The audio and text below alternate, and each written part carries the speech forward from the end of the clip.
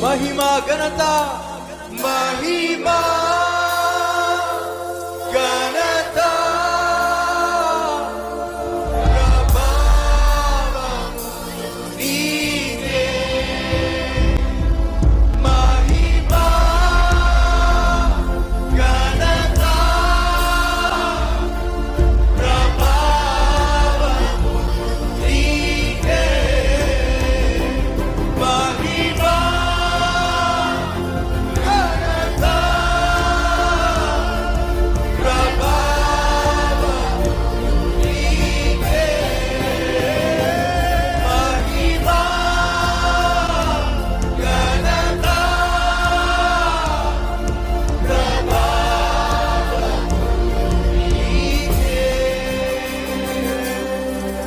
అద్వితీయుడు ఆదిదేవుడు అద్భుతకరుడు యేసు. ప్రతి ఒక్కరు స్వరాలు విప్పి మరొకసారి అద్వితీయుడు ఆదిదేవుడు అద్భుతకరుడు యేసు.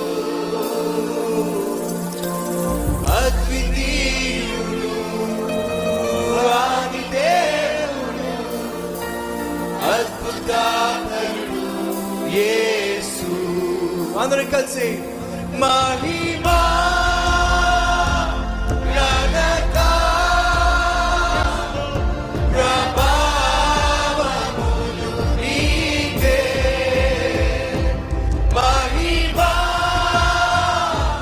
ఘనత ప్రతి ఒక్కరు ప్రభావములు నీకే. మహిమా ఘనత ప్రతి ఒక్కరు ప్రభావములు నీకే. మహిమా ఘనత ప్రభావములు నీకే.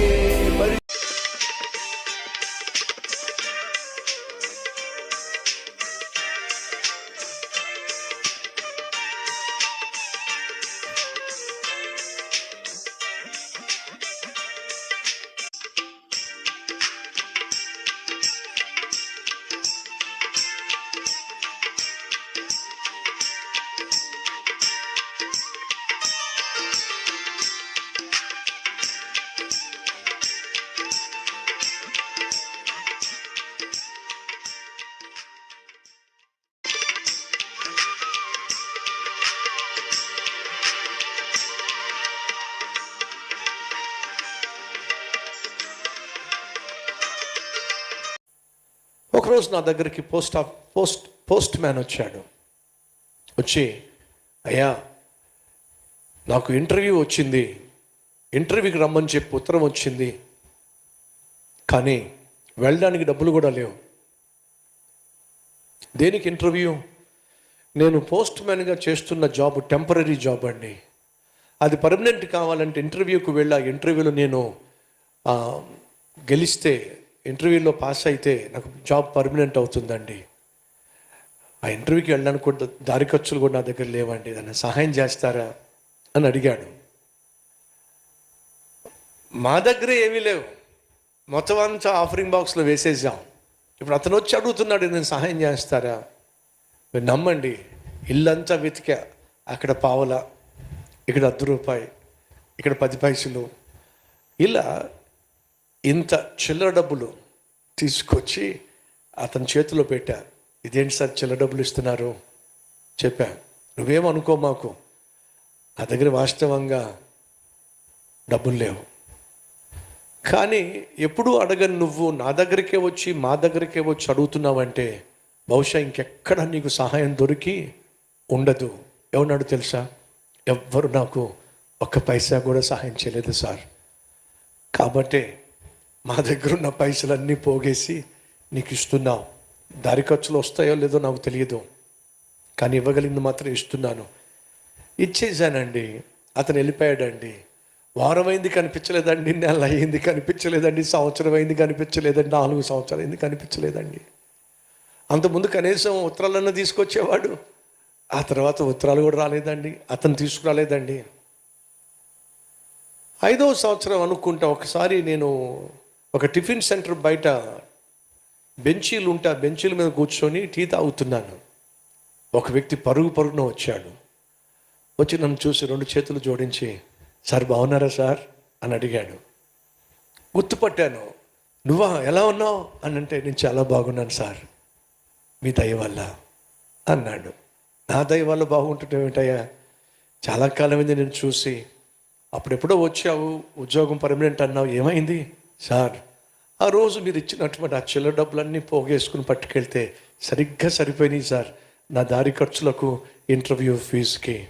ఆ రోజు ఇంటర్వ్యూలో పాల్పంచుకున్నాను, సెలెక్ట్ అయ్యాను. ఇక వెనక్కి తిరిగి రాలేకపోయాను సార్. నార్త్ ఇండియాలో నాకు ఉద్యోగం వచ్చింది, పర్మనెంట్ జాబ్ వచ్చింది.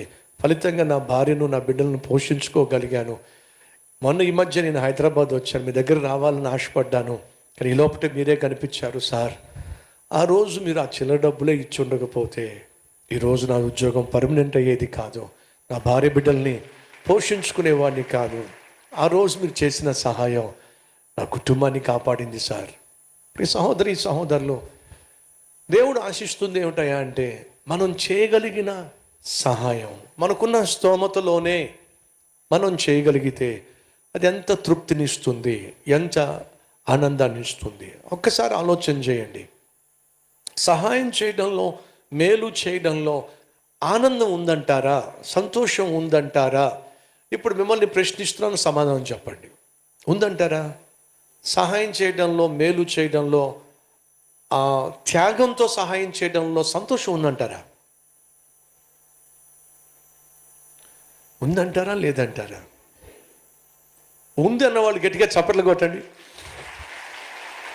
ఎంత గట్టిగా కొట్టగలరు అంత గట్టిగా కొట్టండి. ఇంకొంచెం గట్టిగా, మరి కొంచెం గట్టిగా. ఎంత గట్టిగా కొట్టగలరు అంత గట్టిగా.